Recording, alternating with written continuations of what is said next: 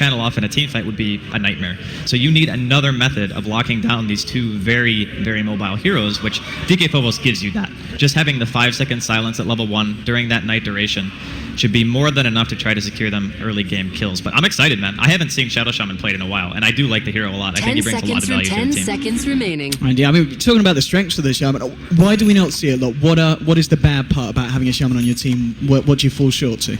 I think the main reason is he's not picked early because, like we mentioned earlier, he's not a super strong laner. And a 1v1, he's actually okay, because his Ether Shock scales very well, and you can kind of farm and trade. His base damage isn't too bad. It's more just the fact that if you look at him now, he's 285 base move speed, and his attack range is only 500. So if we're thinking about supports that have the potential to zone and can go try versus try, he's not really top tier.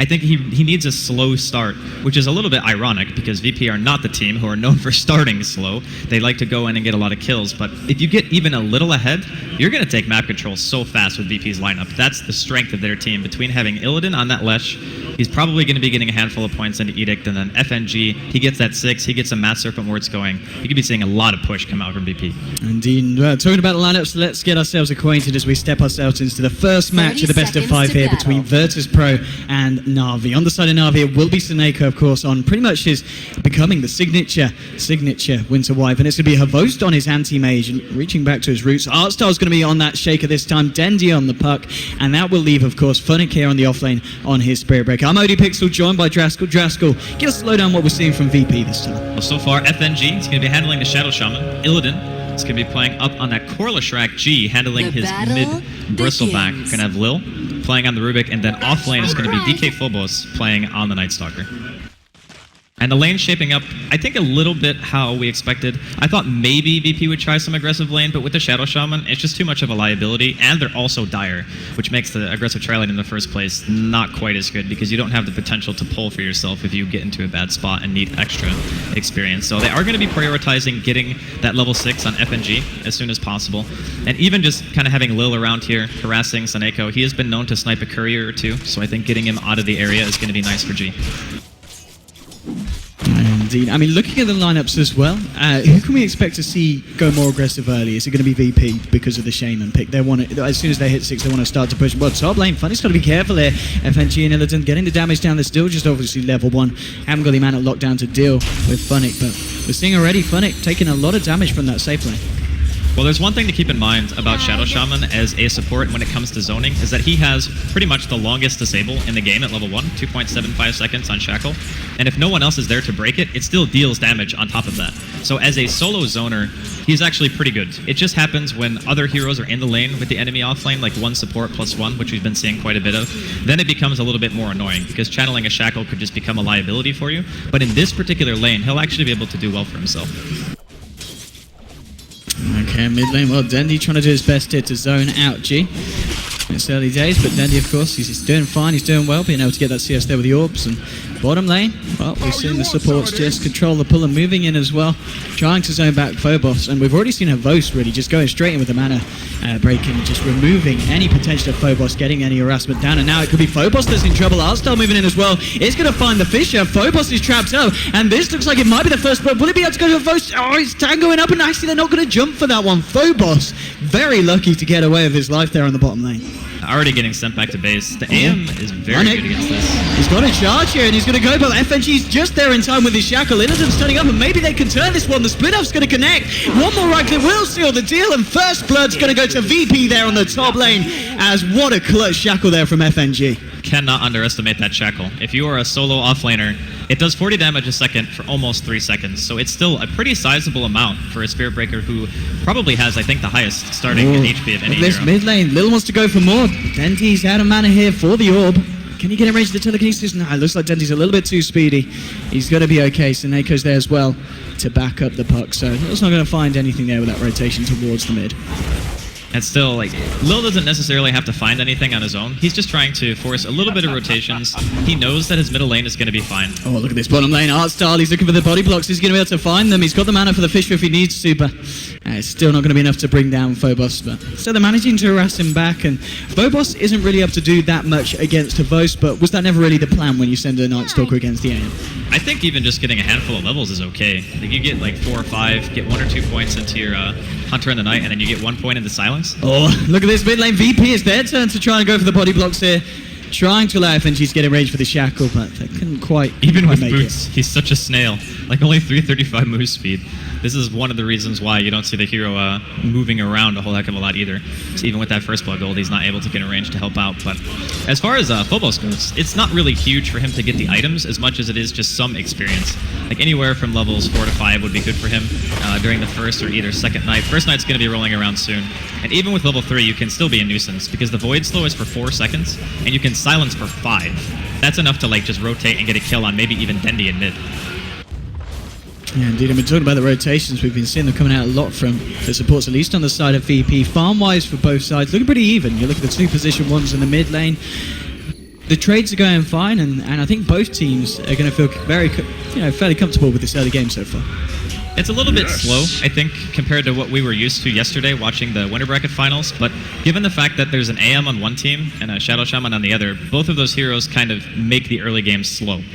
You don't want to try to fight on AM that much unless you absolutely have to, and for VP FNG, he really wants that level 6, like really, really quickly, so not really a surprise to see a bit of a slow-paced game at the start, but I assure you, there will be action. I hope so. I mean, you come to expect it from the sides of NaVi versus VP. But as you said, it's early days, and the first game of a best of 5, you don't want to go all out straight away. You want to kind of save some of that and just kind of, check out each side and wait for the other to make a jump, make a mistake that you can try and turn around and capitalize on. Artstar was making a movement towards the mid lane there, seeing if he could find a Fissure. Not going to quite be the case here as G. Keeping himself safe. He's got a couple of points in the passive as well. It's going to be very hard for the Puck and the Earthshaker to take down as a duo at this point. And I guess that's one of the great things about having a Bristle back in the mid lane. He's a pretty hard hero to gank once he gets a few levels into his belt.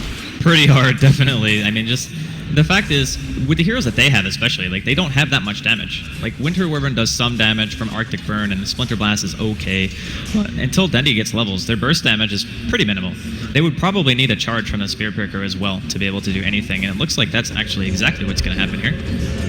And TP coming in as well from Seneko. 4 heroes on the side of NaVi. They want to go for G. G's going to pop down the ward. He's going to see this one coming in, and Phoenix going to cancel that. And that's quite a rotation there from the side of NaVi that, for the time being, at least not going to achieve a lot. DK Phobos coming in to back up G just in case NaVi want to go, and they do. They're going to drop the Dream Coil here onto Bristol Pack, but again, the crippling fear onto Artstar, stopping him from being able to get out that Fissure. It means that NaVi, they just can't pursue it. It just goes to show again, I mentioned this earlier, but NaVi really respect G as a player because they are sitting 4 here. Comes around, and here we go with the shackles onto Dendi. Have they got the lockdown? No, Funny's going to charge through, bashing back the side of VP, making it hard for them to catch out Dendi. G here with the double damage though. He's going to chase down Funnick here. Funnick's going to look to try and deny himself the H's. He's not going to make it though, because Little there with the Fate Bolt will be able to secure the kill onto Funnick. I guess it goes from not anything happening to almost 5 versus 5 mid within 2 minutes. Must be Virtus Pro versus NaVi, right? Pretty much. It's I just think that these types of situations are just, it's like respect to G's mid. Like every single game he does so much. Fissure? He's going to trap G, but Dendi's got about 3 stacks of Quill Sprays on him by the looks of it. He's got a 17 charge wand. He's fine. Is he going to try and go for something here? Find the orb and the rift out? Yeah, there we go. Pops the charges. And they still can't kill G at the moment. It's just a little bit too hard. The farm for both of those. And of course, Illidan at the moment is still pretty even. But I guess, as you said, the problem with this anti-mage is there's going to be a point where he gets that Battle Fury and he's going to be farming at a level that the Leshrac just won't be able to keep up with. He's been left completely alone, so NaVi are actually okay with making a handful of trades that maybe don't favor them in the early game because they're making the supports walk around the map, and that just means more time for Havos to do his thing here in the woods and go back to the lane. So first night probably not going to be very successful for Phobos, but he is starting to soak a little bit more experience. I think, again, it's just going to be a slow start. The supports on VP need levels, so does the offlaner, and for NaVi, they really just want to try to farm on Havos as much as they can before anything really starts kicking off. So a little bit more passivity, I think. Maybe around 10-15 minutes we're going to start seeing a lot of things pick up. And at the moment here we see the supports from the side of VP return to create some kind of safe haven here for Illidan, as NaVi do have 2 out there at the moment, both Funnick and of course the Shaker Artstar there, seeing if you can find a Fissure from the sidelines. But still, yeah, even though it's, we saw aggression towards the mid lane, both teams, I gotta be honest, this seems to be the safest that they've been playing all tournament, and as you were saying earlier, understandably so with regards to some of the heroes in their drafts.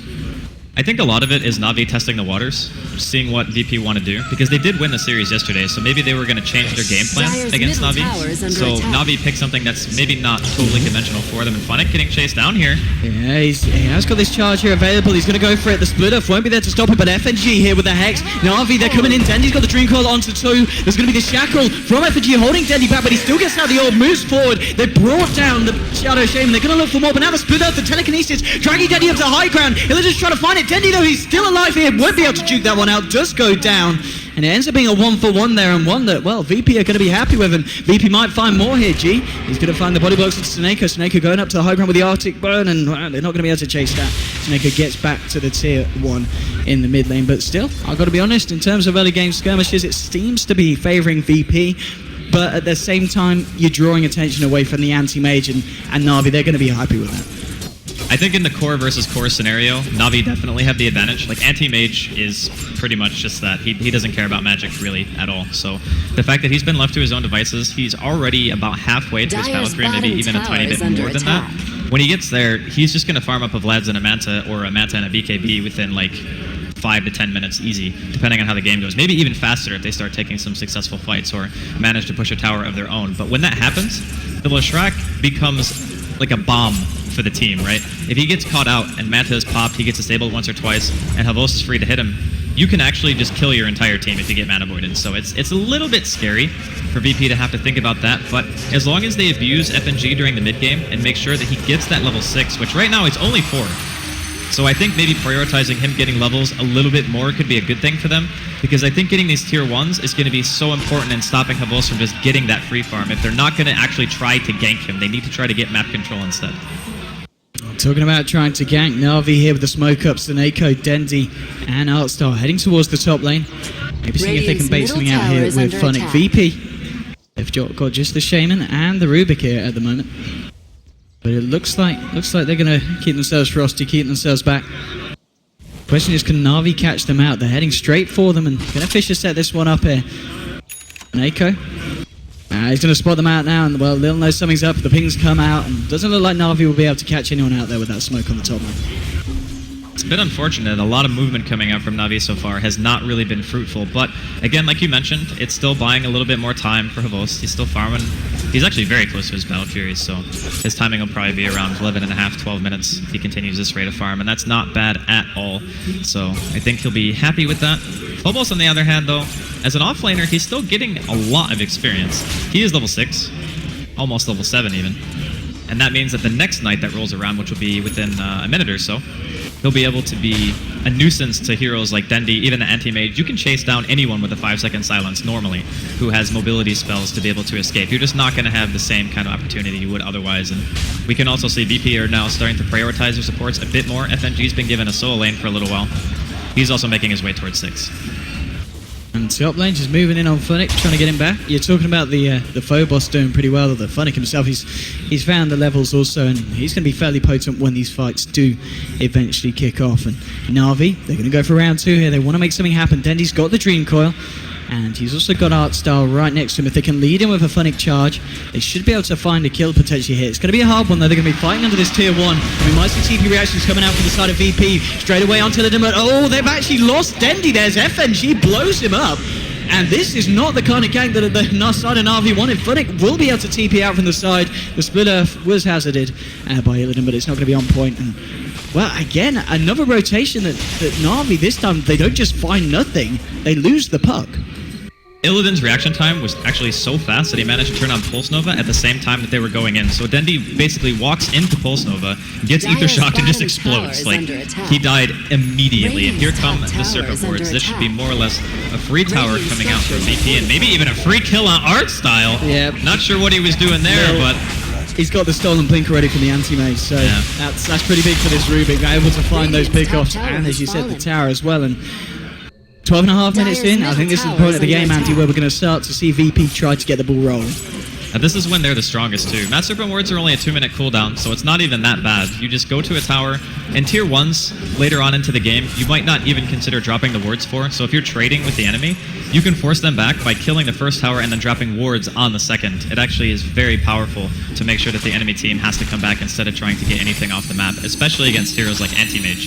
You can actually force him to defend his own base at a tier 3 very early on, because he'll never be able to out-rat Mass Serpent Wards in a push from a Leshrac at an early stage in the game. So this pick coming in from VP proving to be pretty good so far. That's exactly what the start of VP need to do, because 12.5 minutes in, Anti-Mage did finish off the battle Fury now, so we're going to see Havost with that farming to his full potential, and it's kind of going to put the game on a bit of a timer, because as you were saying, VP, they don't really want to take this late against NaVi.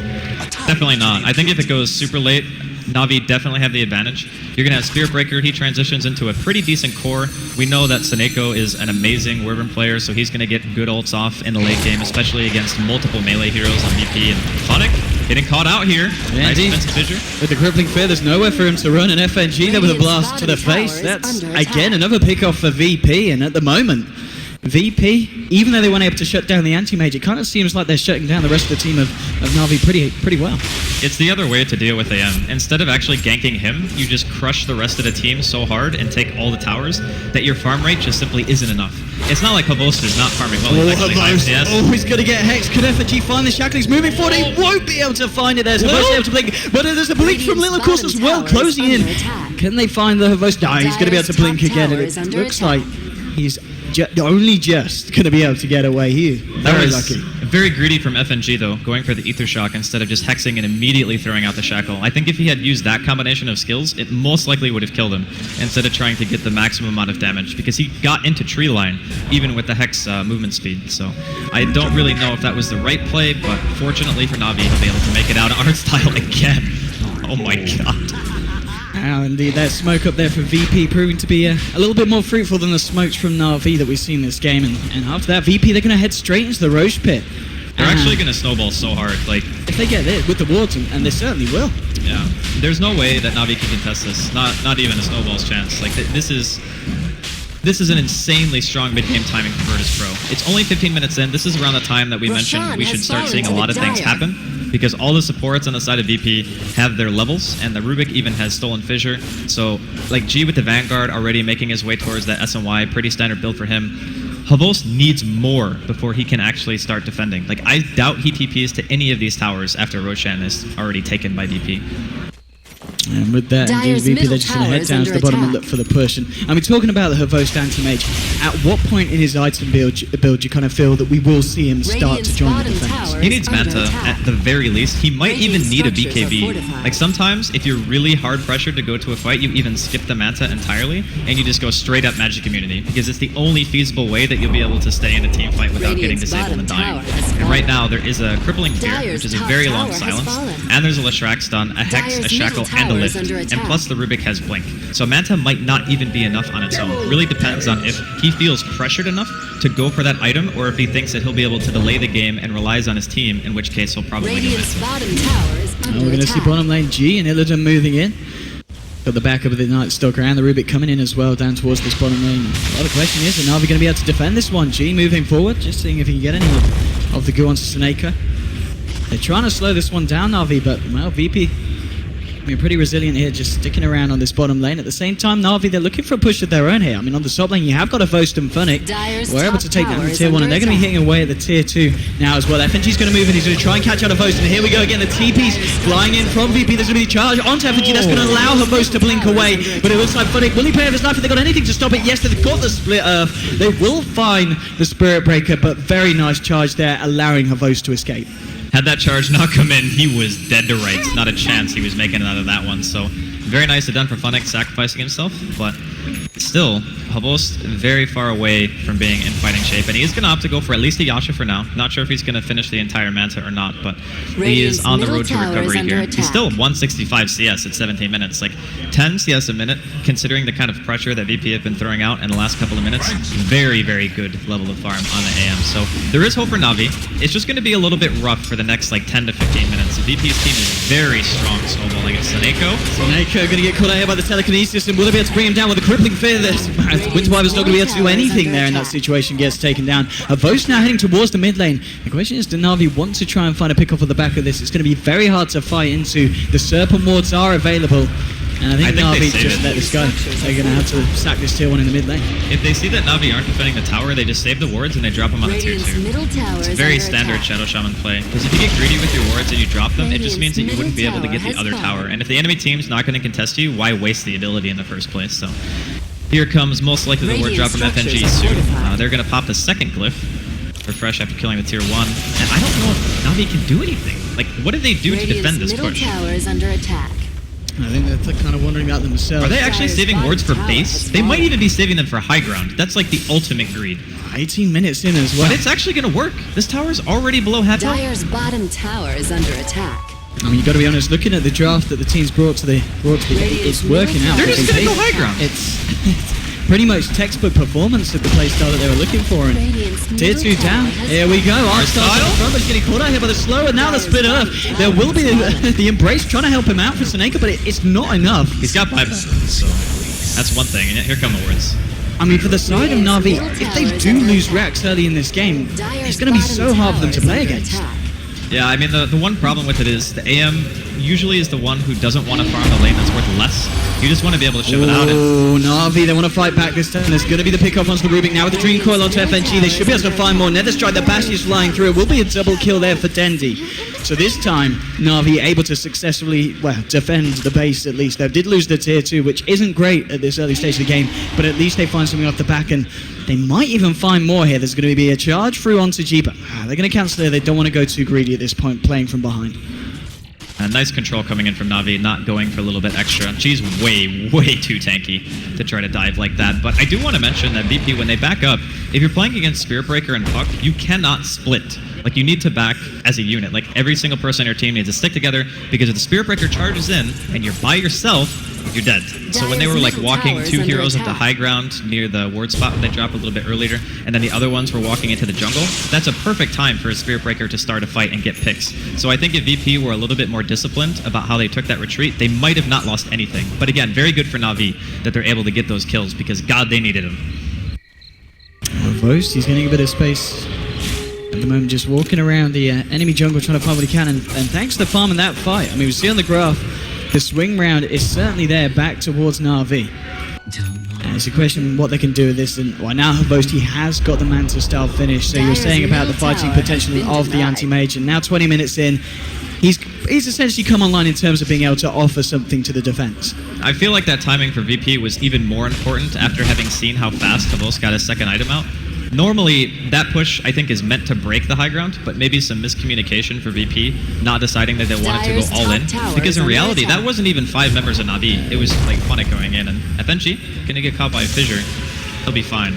But I still feel like VP... boss? He's gonna throw the void down, and well, he's not gonna use the crippling fear here. He feels that the rest of his team are a little bit too far behind to chase that one down. And I mean, this is gonna be a situation that's probably gonna end up a little bit differently very shortly, because if we look at the Shaman, he is very close to his blink dagger. FNG. Having that initiation is huge.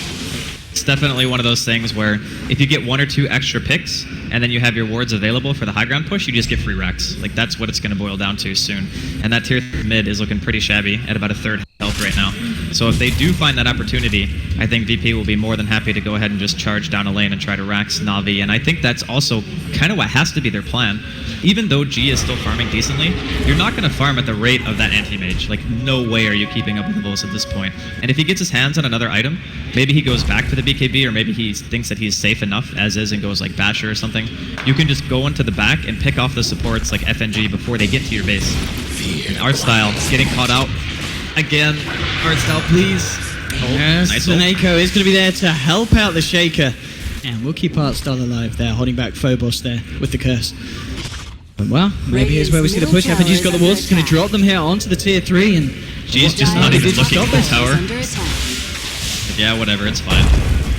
He just wants the wards not to tank the damage, so like you get the most damage output from it, but he's already forced back. Blink forward. Oh, they've caught Dendy here. They're not going to be able to follow through. Arstar just popping the Echo Slam.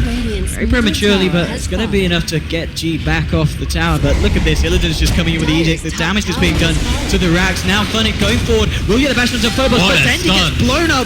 Funnick, he's going to be kept alive here by the Embrace for the time being. They have lost Shaman, and Avos turning up to the fight, trying to do as best he can with the Manta style. But it's a double kill for Illidan. 3 heroes down on the side of NaVi. They're losing the racks in the mid lane as well. The blast will finish off Phobos there on the Night Stalker, but triple kill for Illidan. Buybacks coming out from Dendy and Seneko, but they've already lost half the racks here in the mid lane, and VP, that's it. It's a pretty good siege for them 22 minutes into the game.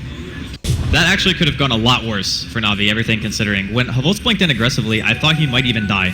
But fortunately, he was able to make his way out of the fight. He might have mana voided a little bit early. I think if he saved it for maybe Illidan instead, when he was lower on mana, he probably would have gotten more out of it. Or not just like, use it on him, but wait until he's lower, more or less. But either way, they defend at least their melee racks, the more important of the two, no doubt about that. Their lanes will still be pushing in, though, a little bit. And I think the next point of contention outside of that racks is going to be Roche and Dendy. Ooh, look at this. Avos turning out wants to fight, blows up FNG there. Too much damage for the Shaman to deal with. And the question is, can they turn this one around? Illidan chasing, but there's going to be the charge from Funnick flying past the Leshrac. And, well, Dendy's coming back into this fight. Avos, look at the damage that he's doing. It's going to be enough to bring down the Lesh. Lesh is going to be back very quickly at about 14 Bloodstone charges. G going in onto Funnick. And now with the curse onto G, this is looking very good for NaVi if they can continue to fight. Avos is blinking forward very aggressively, will get held back by the telekinesis, but again, the embrace from Seneko, keeping Havos alive for this fight. He's going to be able to blink himself away. Will they be able to pick him off? VP, they're kind of trapped over there by the Fisher. Triple kill for Illidan though, as he just waltzes round, cleans up the side of NaVi, and at the end of the day,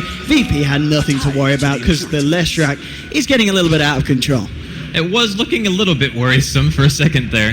I mean, they start that fight by a double coil from Dendy. They immediately kill FNG. I don't think even a single spell was cast by him before he went down. And all of a sudden, Havos may be feeling a little bit too manly there. Just goes too deep. But also keep in mind, he's more than halfway to his BKB. So once he gets that, no one on the side of VP can touch him. Because the Bristleback is not going to be able to stay on him. He'll just blink away. And he will find the supports, and he will probably target FNG, I think, first and foremost. It's too hard to go on Lil, because he's always going to have that stolen blink. And if you pick off FNG before the push happens, like VP don't have the same kind of high ground potential without that Shadow Shaman available. Here we go, back onto the push there from Wards to drop. They want to finish off this mid set of racks. Seneko there, just trying to force the back of the Arctic burn from the air. It looks like they should be able to get this one unless Dandy can look to jump in, but as you said, it's going to be hard for them to do so. The Serpent Wards will finish off the racks. That's going to be the mid racks down for the side of NaVi. 25 minutes in, VP keeping the momentum flowing. And it's just a question of how much Havos can do. And as you said, they're going to be looking to that BKB before they're going to feel confident for him to jump in as aggressively as we saw him do there by Roshan. Even being a racks down for NaVi is not so bad, considering they have the AM at their disposal. It's just like double racks, that's going to start to be a bit of a concern, because it means VP are going to have a much easier time just getting Roche all the time. They're going to be going for it now. NaVi, their lanes are kind of pushed in, so it's difficult for them to rotate, and they're even showing the Rubik on the map right now. Lil with that stolen blink going to be more than okay. And I think this Aegis probably just goes back to Illidan, I would imagine. I think she's pretty tanky right now. Maybe he doesn't feel like he needs it. Fallen to the dire. And no one picked it up yet? There we go. Immortality. NaVi were charging forward there, but as soon as the Aegis was picked up, realizing that this might not be the fight for them, they are smoked up. They do have everything online in terms of the Echo Slam, the Dream Coil, the potential to jump in, but it looks like they're just going to wait for VP to come to them. Arstal on the Shaker at the moment. He is closing in on his own Blink Dagger. He's got 1,800 gold at the moment. And VP, looks like they're going to be happy and content with just beginning to push. And they can take this tier 2, move forward to the tier 3. They're going to have the wards back online in just over 20 seconds on FNG. And well, being one set of racks down might not be the end of the game for NaVi, but being 2 down, that's really going to hurt 26 minutes in if they find it. And Rubik, he's also finished off an Aghanim Scepter here. The Aghanims this early is actually insane. There's a lot of pretty useful things to steal on this team. You can get Charge, you can get Sonico spells, all of them are pretty much good. Splinter Blast, Arctic Burn, Cold Embrace, all great steals. Puck Orb is good, Waning Rift is pretty good against the AM. Yeah, there's like a plethora of things that you can steal, and it makes him tankier too, which I think is important up against the AM, who's going to be trying to hunt those supports in the backline, especially before you get to base. I think NaVi will eventually get to a point where their only option is to try to catch out VP on the map, because if the wards get set up on your high ground, you've essentially already taken a ton of base damage. Like, even if a tower doesn't die or a Rex doesn't drop, it's going to take a lot of damage and clearing to try to get rid of those, because you only have 2 ranged heroes, right? You have Puck and you have Winter Wyvern. So when they're going high ground, you can't just send a bunch of others, like supports, in to try to hit those wards down. You only have melee heroes other than the 2 to deal with it. And that's not good, because it puts you in a much farther position to get caught out by VP with those blinks. And we've got a couple of big fighting items coming out on the side of NaVi. The fact that Havos just about a minute ago has got the completed BKB, yep. And now Artstyle, he's got the Blink Dagger as well. So as the game does tick on, it is going to be harder and harder for VP to break the high ground. The 1 Rax isn't the end of the game at all for NaVi, and they even picked the AM after having seen FNG Shadow Shaman pick, so they're feeling confident in their ability to hold off long enough for this Havos AM to really get off the ground and start making some stuff happen, and he's not too far off from that. That's the thing, VP feel the pressure right now. They know they need to keep going. They cannot let up. Oh, G moving forward here. Let's see Mr. Naked just keeping out in time. Illidan was looking to split up into the tree line. They've found themselves the tier 2 on the top lane, and VP now being able to take down all tier 2s, and here we go, up to the high ground, wards the drops, and Illidan popping the newly found BKB that he's just picked up, trying to create space for the wards to go to work onto the tier 3, and he's certainly doing so. NaVi, when are they going to jump in for this? They're going to wait until the BKB's gone. They was looking for the Nether Strike, but Illidan there with the Yules, holding back Funnick, and VP, they have taken away this tier 3, and it looks like that's what they're going to be happy with for this point in time, and they're going to back up. I like that decision a lot, actually, not to commit to the fight completely. Normally, when you see an Aegis carrier with BKB, you usually save it until after you respawn to pop it and have an escape mechanism. So, for instance, you can just BKB and teleport out because Illidan has bots, but instead, he uses the BKB solely as a method to make NaVi run away so they just can't hit the wards at all, and they get a guaranteed tower, which means the next time they do that, Illidan could hold on to his BKB for as long as he wants, because there's no longer a choke point that NaVi can fight around with their Winter Wyvern and the Echo from the Shaker, right? So they've opened up space to allow Illidan to get farther inside to be able to not get caught out by those AoE spells. So all in all, a very, very nice trade there from VP. And NaVi still looking for that one team fight that they need. And I don't know if they're going to be able to fully come back off of just 1 fight, but 2 for sure. And I think they would be more than fine. VP have smoked up here. They are essentially smoking in blindly as they didn't have any vision. They do manage to drop down a dire ward there onto the cliff. They're not spotting anyone out. Looks like they're just going to be happy with trying to keep these lanes constantly pressured. Now, Illidan, well, he's just going to go straight up here onto the racks. He wants to give it a go, and well, what are NaVi going to be able to do to stop this? BKB's going to be popped straight away, and wow, with the split off onto Artstyle, he's getting low, but Seneca's going to be there keeping him alive. It's not enough. The physical damage going through at the end of it all, and Illidan's going to be on a dominating kill streak. The fight's kicking off. Phoenix charge straight in. Hervos trying to do what he can with the BKB. Will be able to take down FNG. The Dream Call from Dendi just holding them back, but it doesn't really matter because VP, they want to continue to fight, and Hervos just has to blink away, and G will just turn his attention back to the racks, and it just doesn't seem like the side of NaVi can stop this. Fortifications coming out, but this looks like it may be the second set of racks going down. They also just catch out Dendi there in the mid lane with the telekinesis. Hervos will be able to bring down the Leshrac, but he's got Aegis. He's going to be coming back for round 2. Crippling Fear onto Hervos. Zeneco's trying to do his best to save him, but it's not going to be enough. They're going to lose Hervos. Buybacks coming out from both Dendi and Hervos. They've got to do something here. Zeneco's being blown up by G. Getting low. One more cross brace will do it, and there we go.